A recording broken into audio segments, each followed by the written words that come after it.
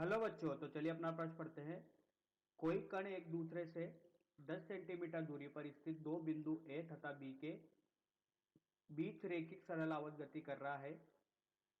ए से बी की ओर दिशा को धनात्मक दिशा मानकर वेग, त्वरण तथा कण पर लगे बल के चिन्ह ज्ञात कीजिए, जबकि यह कण बी सिरे पर है। तो चलिए प्रश्न के लिए मुख्य उदाहरण की चर्चा करते हैं। मुख्य अवधारणा। तो देखिए, अगर यहाँ पर अपन बात करें मुख्य उदाहरण की, तो यहाँ पर अपन सरल लोलक की क्रियाविधि को समझेंगे। ठीक है, ये अपने पास एक तार है। इस तार से अपन ने एक एक एम द्रव्यमान का कण लटकाया हुआ है, जिसकी लंबाई कितनी है, एल। ठीक है, तो इस प्रकार की संरचना को अपन सरल लोलक बोलते हैं। अब अपन ने यहाँ पर इसको कुछ विस्थापित किया, थीटा। थीटा अपन ने यहाँ पर विस्थापित किया। ठीक है, तो जब यहाँ पर विस्थापित किया तो इस पर द्रव्यमान की वजह से इसका भार नीचे की तरफ लगेगा। ठीक है, और ये इसका केंद्र है। ठीक है, ये इसका केंद्र इधर की तरफ है, तो इस पर जो अभिकेंद्रीय बल प्रदान कराएगा वो प्रदान कराएगा एम जी कोस थीटा, जो इसको घुमाने के लिए क्या करेगा, प्रेरित करेगा।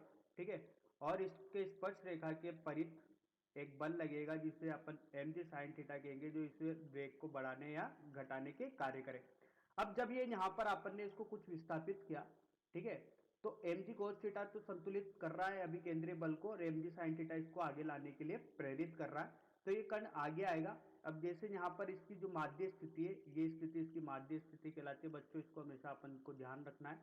ठीक है, तो एक कण वापिस इधर जाएगा, फिर ये जो एम जी साइन थीटा होगा ये वापस इधर की तरफ लगेगा। इस तरीके से कण क्या करेगा, इस माध्य स्थिति के इर्द गिर्द क्या करता रहेगा, गति करता रहेगा, और इसके लिए जो जिम्मेदार बल है वो कौन सा है, एम जी साइन थीटा है।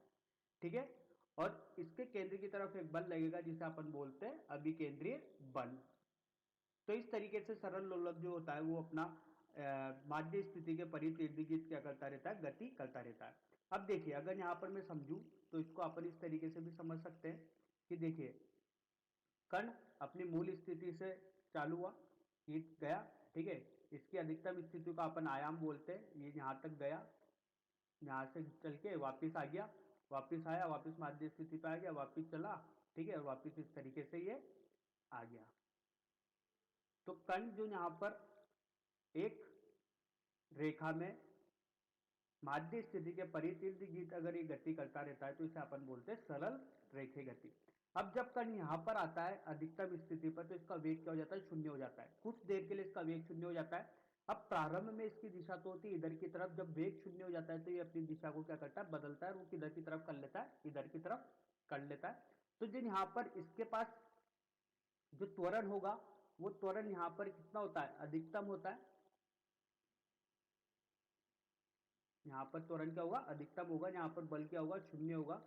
तो बल भी यहाँ पर इस जगह पर क्या होगा, अधिकतम होगा।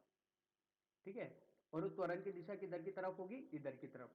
अगर मैं दूसरी तरफ की बात करूं तो यहाँ पर भी वेग कितना होगा, शून्य होगा, त्वरण वही अधिकतम होगा। ठीक है, और बल भी क्या होगा, अधिकतम होगा। लेकिन अगर यहाँ पर त्वरण की दिशा की बात करें तो त्वरण की दिशा होगी इधर की तरफ। जो इसको पहले ये कण इधर आ रहा था, वेग शून्य हुआ, अब इसकी दिशा बदली और ये किधर की तरफ जाने की कोशिश करेगा, माध्य स्थिति की तरफ जाने की कोशिश करेगा। तो चलिए अब अपने प्रश्न के हल पर चलते हैं। और अपन को बोला गया है कि दो बिंदु है ए, और इसके बीच की दूरी कितनी है, 10 सेंटीमीटर, ये बी बिंदु है। ठीक है, अपना कण जो है वो रखा हुआ है बी बिंदु पर, ये बी बिंदु है। ठीक है, ये इसकी माध्य स्थिति। तो ये बताना है अपन को, पहले तो अपन को ए से बी तक की जो दिशा माननी है इसको अपन को धनात्मक मानना है। ये वाली दिशा अपन को धनात्मक लेनी है। ठीक है, तो बताना है कि वेग, त्वरण तथा कण पर लगे बल के चिन्ह ज्ञात कीजिए। तो जब कण यहां पर आया है तो इसका वेग तो क्या हो गया बच्चों, शून्य।